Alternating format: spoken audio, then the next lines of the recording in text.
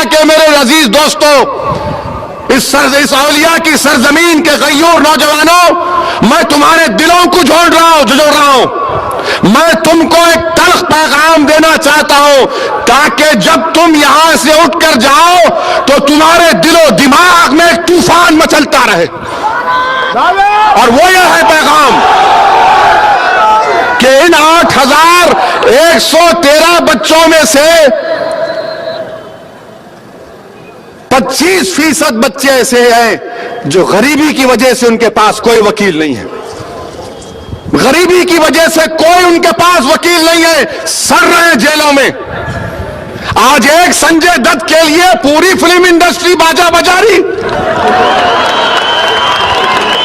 मैं हमारे press council के चेयरमैन को खत लिखा और कहा कि मोहतरम, अच्छा किया आपने, मगर हम 8111 जेलों में, जरा इनका भी तो इंतजाम करिए, कोई हमारी भी तकलीफ को सुने।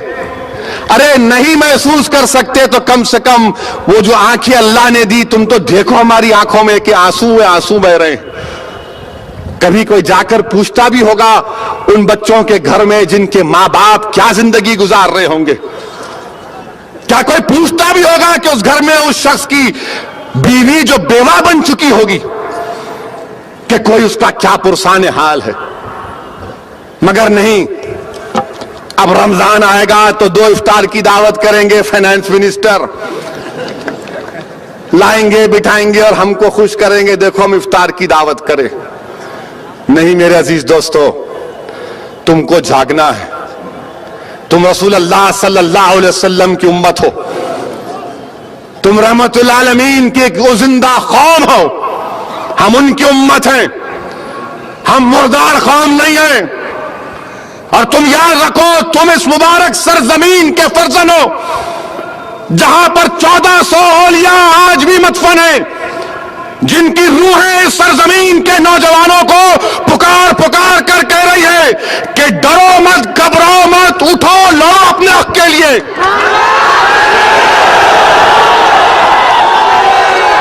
अगर तुम जिंदा कौम की मिसाल देना चाहते हो तो फिर तुमको जिंदा होने का सबूत देना पड़ेगा। अगर तुम ऐसे ही खामोश रहोगे, तुम ऐसे ही आहें भरोगे, तो मेरे अजीज दोस्तों, यह काम बनने वाला नहीं है। काम बनने के लिए जिद्दोजहद करना पड़ेगा, मेहनत करना पड़ेगा। और फिर हमारे मरकजी हुकूमत के होम मिनिस्टर साहिब शिंदे साहिब, जो महाराष्ट्र के चीफ मिनिस्टर रह चुके हैं, वो दलित हैं, मैं उनकी इज्जत करता हूं। मैं जाके उनको मुबारकबाद दिया जब उन्होंने, शिंदे साहब ने बयान दिया था इन दहशतगर्दों के बारे में। शिंदे साहब ने जो जयपुर में बयान दिया था, मैं उनको जाकर बोला कि साहब, मैं सलाम करता हूं आपको कि हेमंत करकरे के बाद अगर किसी ने बहादुरी का काम किया तो थोड़ा बहुत आपने किया। और मैं तो यही चाहता हूं कि महाराष्ट्र के हर पुलिस वाला हेमंत करकरे की तरह, विजय सलस्कर की तरह हक परस्त रहे, इंसाफ करे। यकीन मानो पूरा खात्मा हो जाएगा नाइंसाफी का। मैं इस अजीम जलसे से हेमंत करकरे की बेवा को सलाम करता हूं। मैं इस अजीम जलसे से उस कांस्टेबल को सलाम करता हूं, उसके खानदान को, जिसने उस जालिम अजमल कसब को अपना जिंदा पकड़ा। मैं उसके खानदान को सलाम करता हूं। तो शिंदे साहब ने बयान दिया कि फास्ट ट्रैक कोर्ट बना दो, पूरे मुल्क में फास्ट ट्रैक कोर्ट बनाओ। शिंदे साहब फिर चॉकलेट दे रहे हमको आप। अरे कितने चॉकलेट खिलाएंगे आप हमको? हमारा पेट आपकी चॉकलेट की फैक्ट्री बन गया। अब मत खिलाओ चॉकलेट। क्या कहा शिंदे साहब ने कि फास्ट ट्रैक कोर्ट बना के जिन बच्चों पर दहशतगर्दी का मुकदमा आयद हुआ, क्या महाराष्ट्र की हुकूमत सुनेंगी?